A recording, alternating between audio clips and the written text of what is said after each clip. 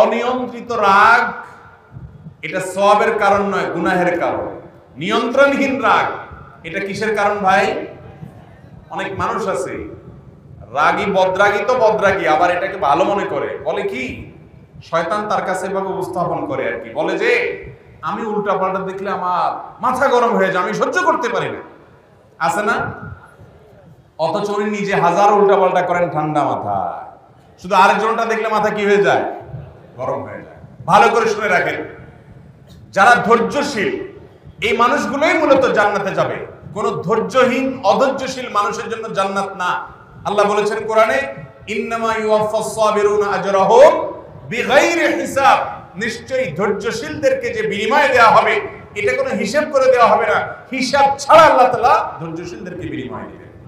ভাইরা আমার, এই জন্য মুখবিত হতে হলে ধৈর্যশীল হইতে হবে।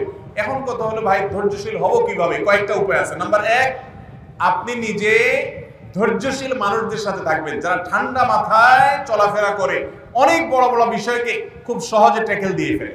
মনে রাখবেন, রাগ আসলেই রাগ ঝেড়ে ফেলবেন না, একটু অপেক্ষা করবেন, তারপরে ঠান্ডা হওয়ার পরে ঝাড়বেন, তখন দেখবেন যে ব্যালেন্সের সাথে ঝাড়া হয়েছে, যতটুকু দেওয়া দরকার ততটুকু দেওয়া হয়েছে।